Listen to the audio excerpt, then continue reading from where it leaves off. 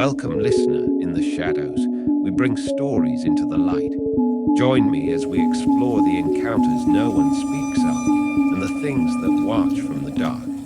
If you're still here after all that, you already know the kind of stories we tell. The kind that crawl under your skin, that echo in the quiet when the episode ends. If you want to carry a piece of that darkness with you, wear what haunts you. Our exclusive line of merch is made for listeners who feel more at home in the uncanny, the unspoken, the things that don't make sense in the daylight. Shirts, hoodies, and other gear, designed with that same atmosphere of dread, mystery, and whispered wrongness. Candles support the channel, feed the stories. You can grab yours at https:// the shadows printify me, and as always, don't look behind you. They drink from the quiet well. Chapter 1. The town without sirens, the town of Marlowe, didn't exist on most GPS apps. Calla had checked 5. The road that led her in had no signs, no shoulder, no cell signal. Just a winding stretch of cracked asphalt pressed between rolling pine and hardwood like a knife through soft meat. It had the feel of a place the world had once known, then intentionally forgotten. Her rental car crunched over gravel as she reached the crest of a hill. Below Marlowe, it looked harmless. Single-story homes sat at uneven angles like teeth in a rotting jaw, a rusted diner, a church with no steeple, gas station, post office, town square. Every window reflected the same grey. No movement, no birds, no music, no wind, and no sirens. Calla realized it in her ribs before her brain did. Even in the quietest towns, there's always one wailing in the distance. A reminder that somewhere, something is breaking. Marlowe had none. She parked on the shoulder near what looked like an old boarding house. Faded clapboard, sun-washed curtains. Someone had written, "Welcome friends," on the door in white chalk. The kind of white that doesn't come from chalk. The kind that clings when wet. She didn't knock. Inside was dim, but not unwelcoming. It smelled like dried mint and faint mildew. There was no one at the front desk, just a small metal bell and beside it a ledger. Guest name, reason for stay, IFERID by. She hesitated. Then, in stiff capital letters, Calla VANCE looking for MAE referred by. The last thing she said to ME, there was a small note beneath it in delicate cursive. 9 o'clock tonight, the square, be respectful, bring your cup. She blinked. The note hadn't been there before. Calla's room was upstairs, third door on the left. Her sister's handwriting was carved into the windowsill like a child's journal scratched into wood. The dreams stop after the third drink. She slept until sunset, or tried to. Her head felt padded, too tight inside. Not quite dizzy, just blurred, like someone had added too much softness to the air. When her phone lit up, it didn't show the time. Only a push notification. "You're late." The message vanished before she could tap it. She walked downstairs and found a ceramic cup sitting on the reception desk. Not a mug, a cup, bone white, no handle, smooth like river stone. The bottom was stamped with a symbol she didn't recognize, an eye closed. By the time she reached the town square, the sky had gone deep indigo, and the people had gathered, dozens of them, all standing in perfect quiet around a wide, moss-slicked stone well. Some barefoot, some dressed like they'd just left church. Children in pajamas, elderly in robes, young men with dirty fingernails. Every one of them held a white cup. And then they began to drink. One by one, no order, no speaking. Ladle dipped, cup filled, sip taken, eyes closed. Calla stepped closer. The well smelled, sweet, like petrichor and fresh-cut grass, but wrong, too thick. Like the scent was inside her head, not her nose. A tall man with wet eyes turned to her and whispered without moving his lips, "Drink quiet, or don't drink at all." She hadn't seen him open his mouth. His voice vibrated inside her skull. Calla raised her cup, dipped it, drank. The world held its breath. Her chest pulsed with warmth, not heat, just an absence of cold. And for a moment, she didn't care about me. Didn't remember why she was here. Didn't even remember being angry or alone. She only felt quiet. Soft, beautiful, erasing quiet. Then the warmth passed and it all returned. The grief, the fear, the screaming silence her sister left behind. But something else had stayed gone. She didn't know what, she just knew she'd never get it back. From the crowd, a woman stepped forward, elderly, regal, dressed in homespun grey. "You're Calla," she said. "Me spoke of you." Calla's mouth was dry. "Where is she?"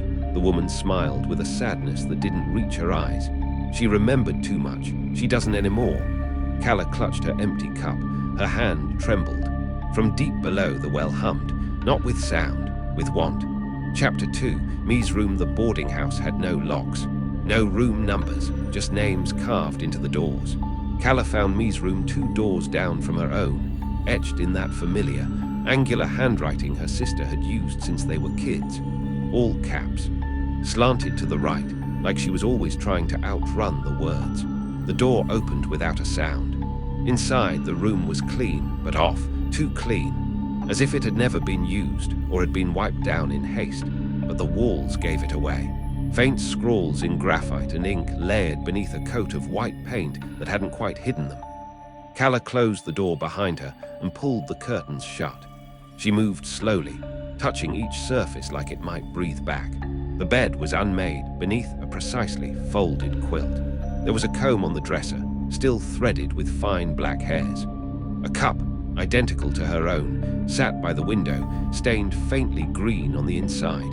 But the real find was beneath the floorboard. The second one from the foot of the bed was loose. She found it instinctively, like her hands remembered before her head did. Me had always hidden things under the floor as a kid. Cigarettes, broken necklaces, torn up letters they weren't supposed to read. This time, a notebook. The cover was plain leather, but the pages were alive with frantic ink, not journal entries. Not exactly. Each page was like a puzzle.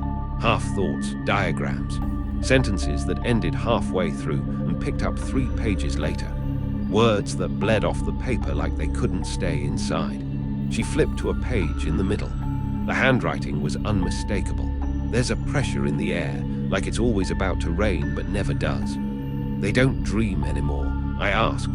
One of the children just looked at me like I'd cursed. I tried to stop drinking. After 4 days, I woke up outside. The well was open. It wasn't a well, it was breathing. I think it's inside me now. I think it's using me to taste what I want to forget. Calla's hands went clammy. She set the journal down like it might catch fire. Outside the window, people were dispersing from the square, moving silently like ants in fog. No conversations, no laughter, no phones, just that same slack, content stillness. She turned back to the room. The air felt heavier. Then she noticed the spot on the wall by the bed. Not paint, not mold.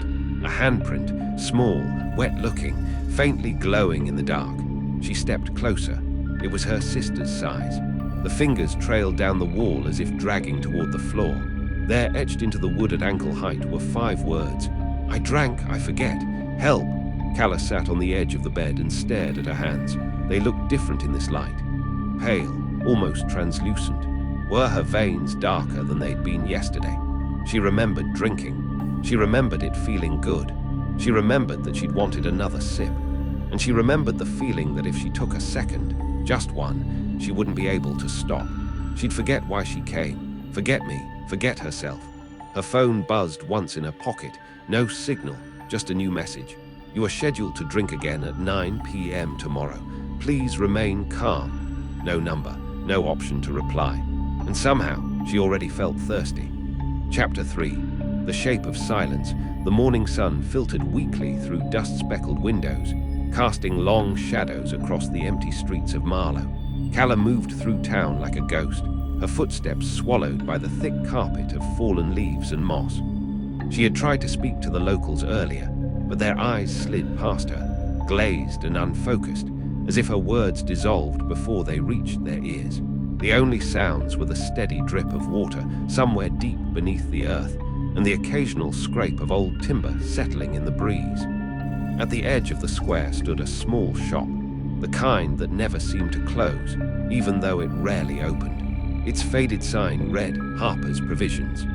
The windows were cluttered with jars of dried herbs and cracked glass bottles, catching the morning light in fractured rainbows. Calla pushed open the door. A bell chimed softly, but no one came to greet her. Inside, the scent of damp earth and something faintly metallic filled the air. She moved cautiously between the shelves until she reached the counter. There, etched into the worn wood, was a phrase carved deep enough to catch dust. "To forget is to survive."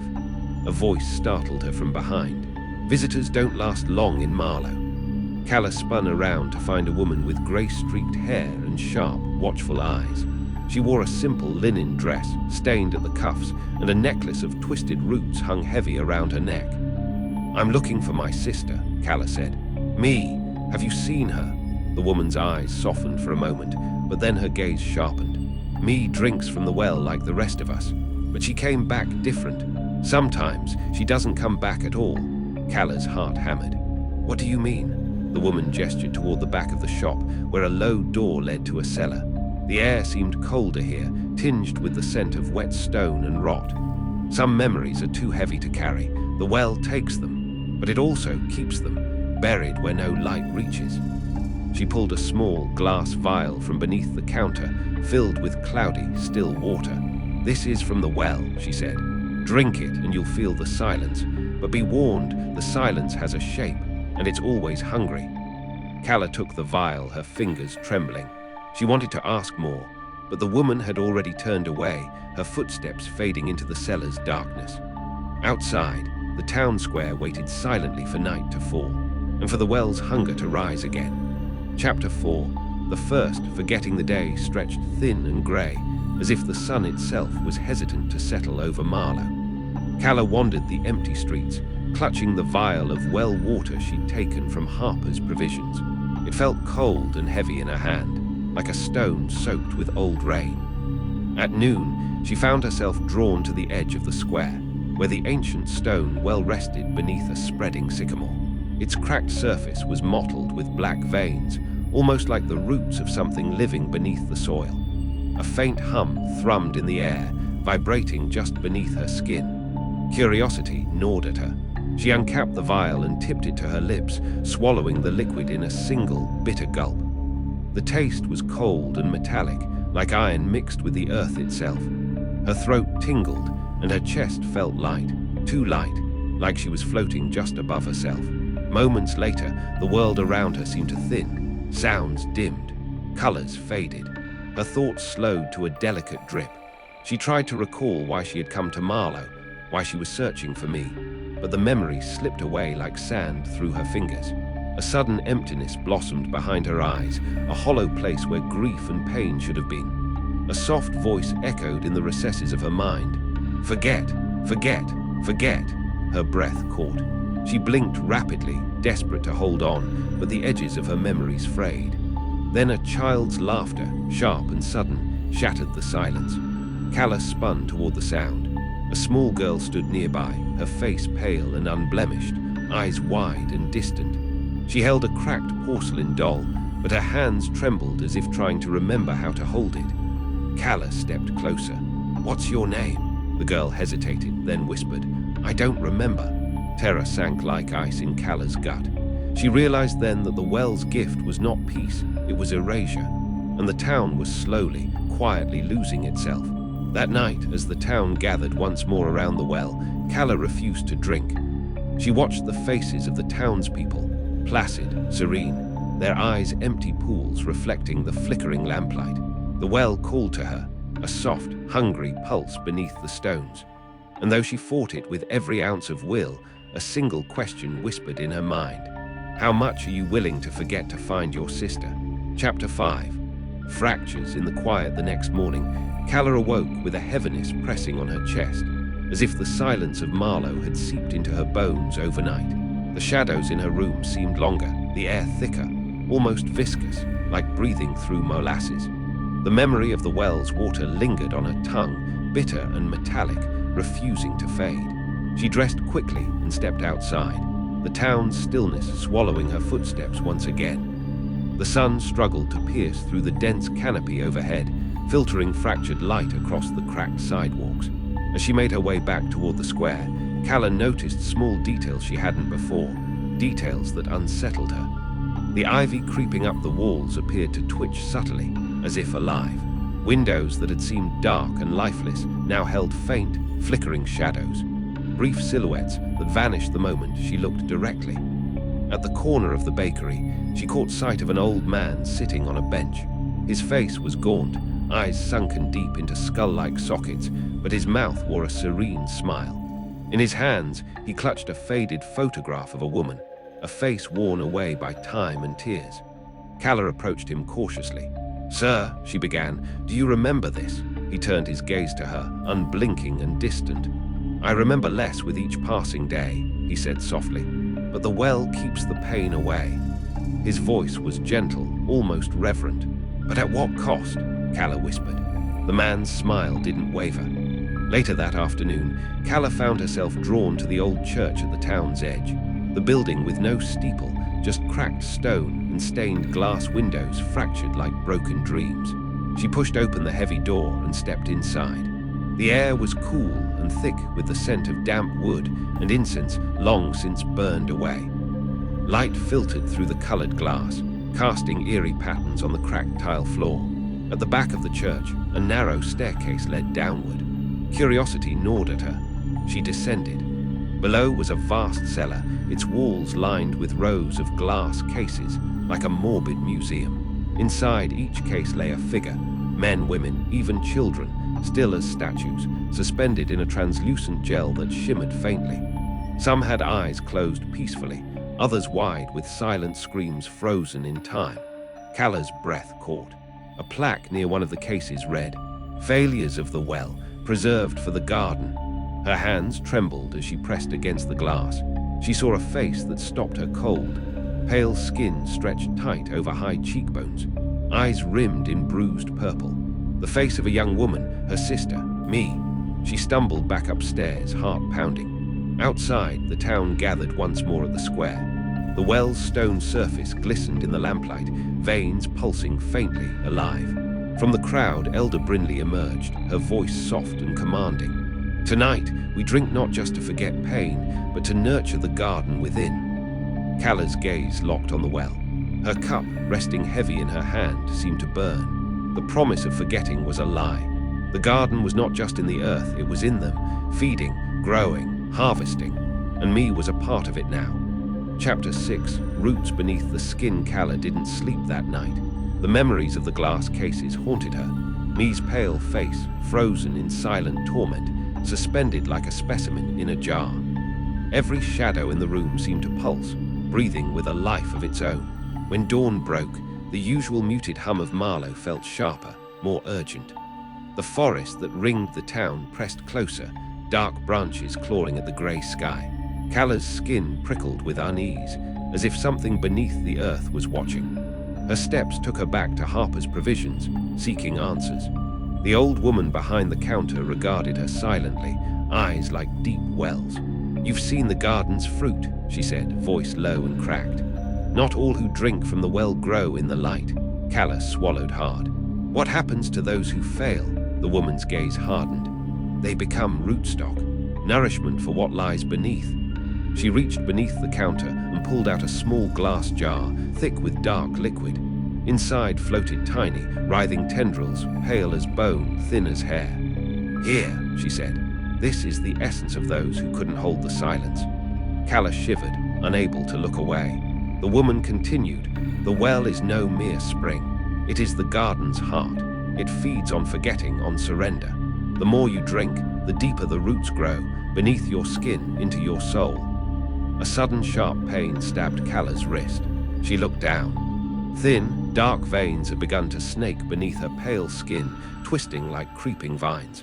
The veins pulsed faintly as if alive. "I feel it," Calla whispered. "Inside me." The woman nodded gravely. "It watches, it waits, and it chooses who will bloom and who will wither." Outside, the wind began to rise, carrying the scent of damp earth and decay.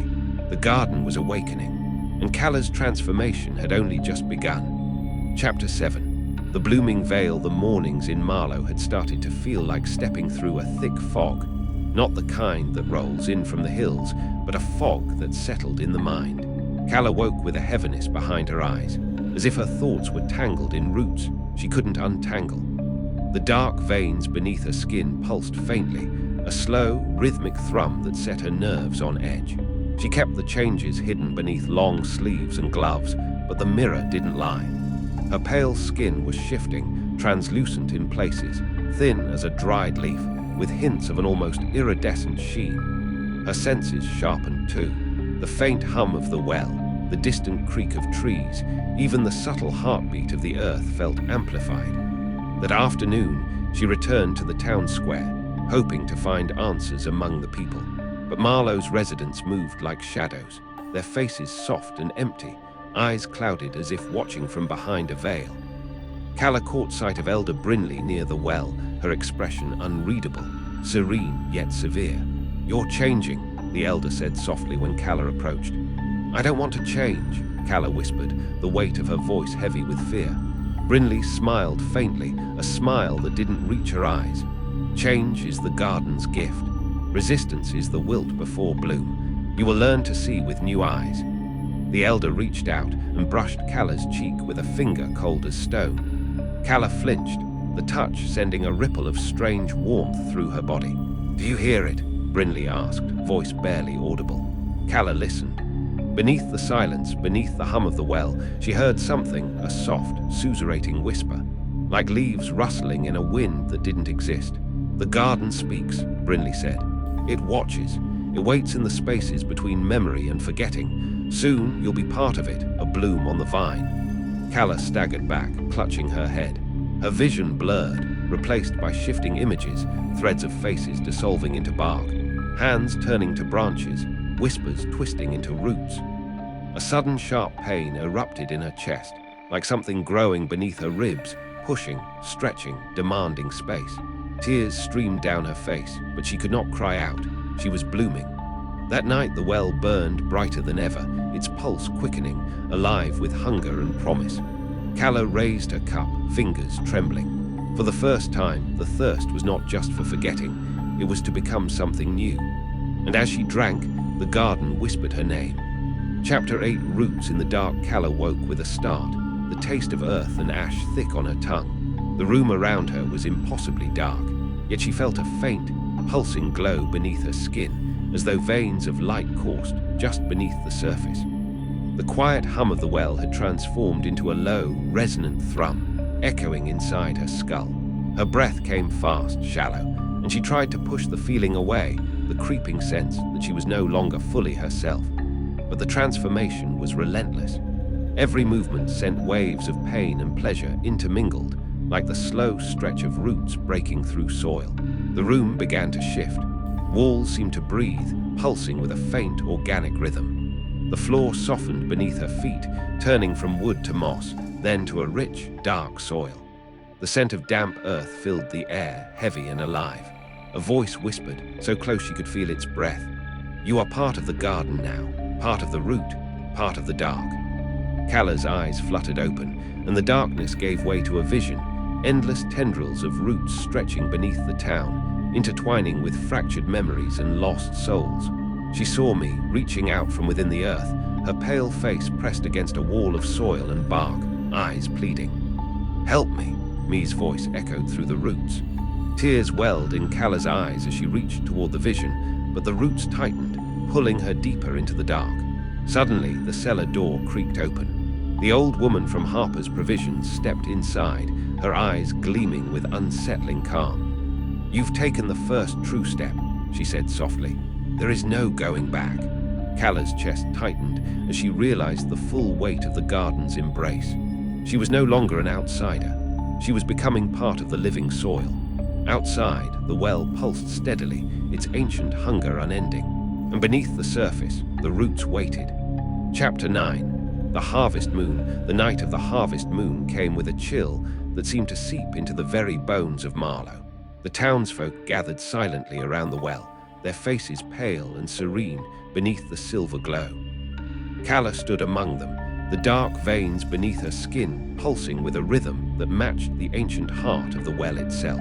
Elder Brinley stepped forward, her voice low and solemn. "Tonight, we offer our gratitude to the garden, for the peace it grants and the renewal it brings."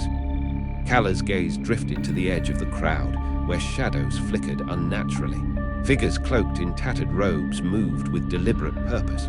their hands carrying woven baskets lined with leaves and wrapped bundles. The air was thick with the scent of damp earth, moss, and something far older, something that whispered beneath the rustling leaves.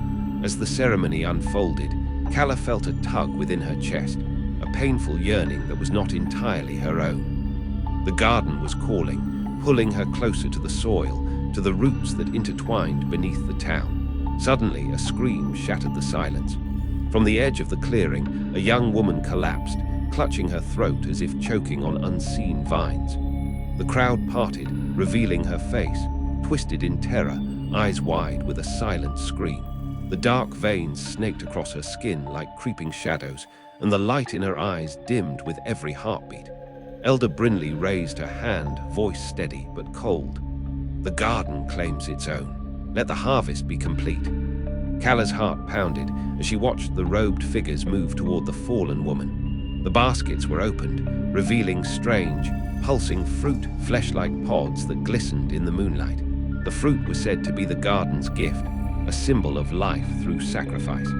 As the robed figures approached, Calla's vision blurred, and she was pulled into a spiraling darkness.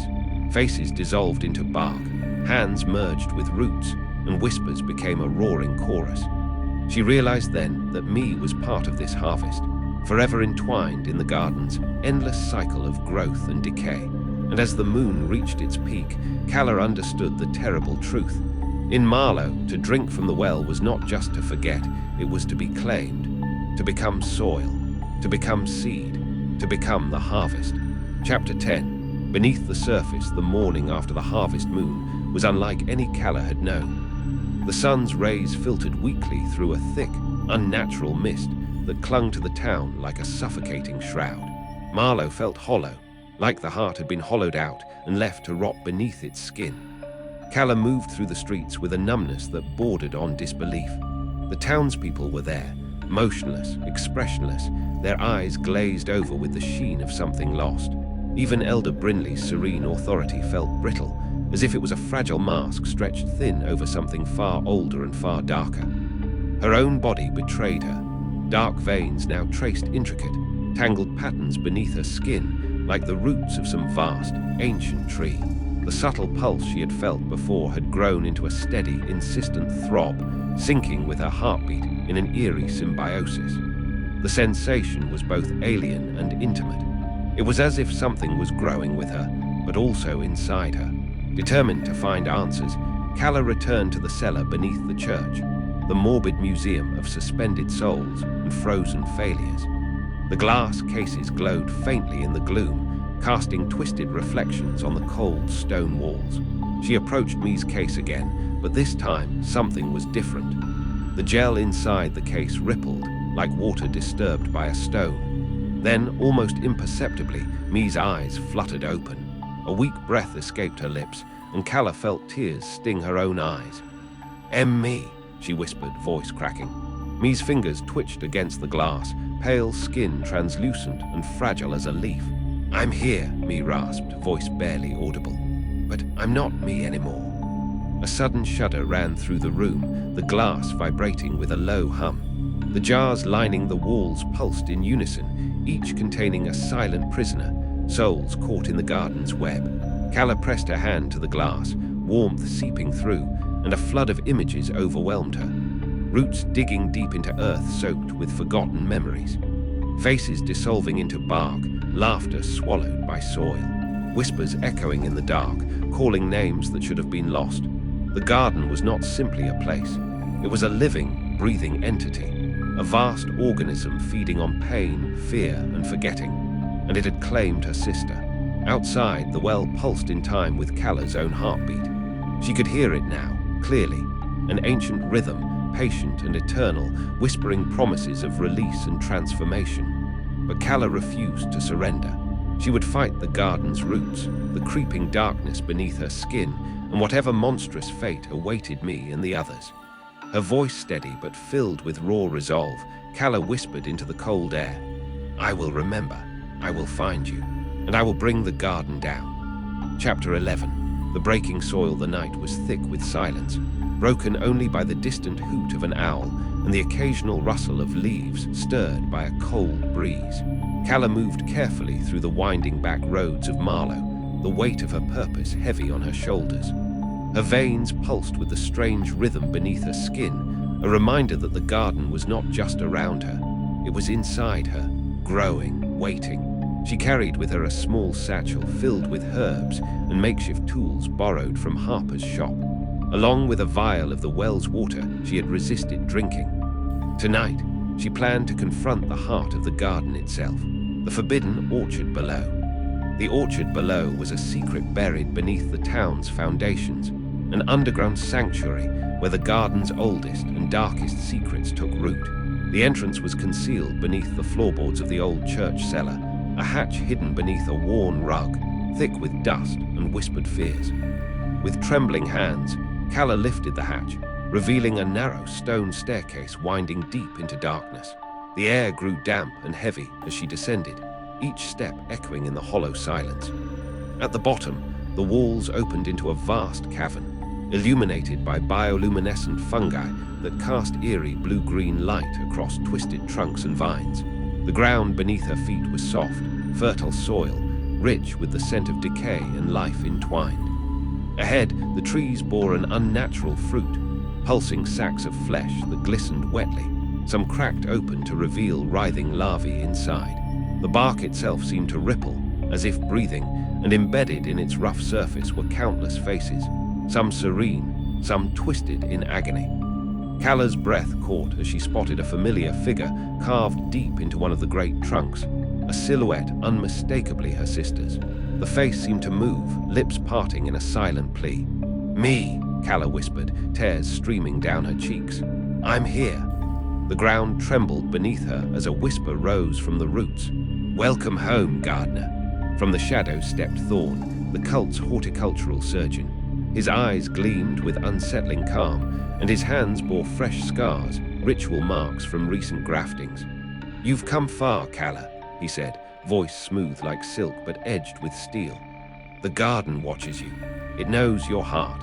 He gestured toward a table draped with surgical tools and strange organic matter, vials filled with pulsing tissue, scalpels stained dark. "The process is irreversible. To save your sister, you must become one with the garden. To bloom, you must bleed." Calla's gaze hardened, her fear mingling with fierce determination. "I will do whatever it takes." Thorn smiled, a shadow crossing his face. "Very well. But remember, once the soil breaks, nothing remains the same." The orchard pulsed around them, alive and hungry, and the breaking soil was only the beginning. Chapter 12. Becoming the garden, the sterile chill of the white room enveloped Calla like a second skin. The clinical glare of overhead lights harsh against the organic shadows that clung to the corners. The scent of antiseptic mingled uneasily with something earthy, primal, as if the very walls pulsed with hidden life. This was the heart of the garden's transformation ritual, a place where flesh met science and faith, dissolved into something far darker. Calla lay on the cold metal table, her body a battlefield between who she was and who she was becoming. Thorn moved around her with a disturbing grace, precise, reverent, as if performing a sacred ceremony rather than invasive surgery. His hands were steady, slicing into skin to graft living symbiotes beneath the surface, threads of bioluminescent tissue that shimmered like veins of liquid glass. Pain blossomed in waves, sharp, electric, and yet beneath it all, a strange warmth began to spread. The implanted organisms writhed beneath her skin, weaving themselves into her muscles and nerves, binding her to the garden's ancient will. Between bouts of consciousness, Calla's mind drifted into fractured visions. She saw the roots twisting beneath Marlowe's soil, tendrils wrapping around the bones of the past, feeding on memories, fear, and forgotten pain. She saw me, fragile but alive, her form slowly regaining humanity as the garden's fruit began to ripen from its dark slumber. She heard the garden's voice, a chorus of whispers rising and falling, promising unity, peace, and transcendence. "You are not alone. You are the soil, the seed, the bloom." When she finally opened her eyes, the room was bathed in a strange twilight glow, her body humming with new power and unfamiliar sensations. The dark veins beneath her skin pulsed softly, a living map of the garden's reach. Thorn knelt beside her, his face unreadable. "You have crossed the threshold, Calla. There is no turning back." She nodded, fear and acceptance tangled in her gaze. Outside, the well's pulse synchronized with her own heartbeat, an eternal rhythm marking the cycle of life, death, and rebirth. Calla realized then that she was no longer just a visitor or a victim. She was becoming part of something vast and ancient, a gardener and a seed, a bearer of the garden's will. The transformation was complete.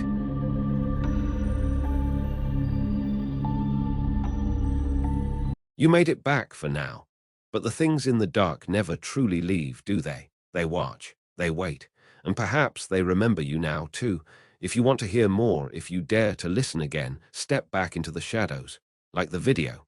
Subscribe, but know this, some doors once opened do not close so easily.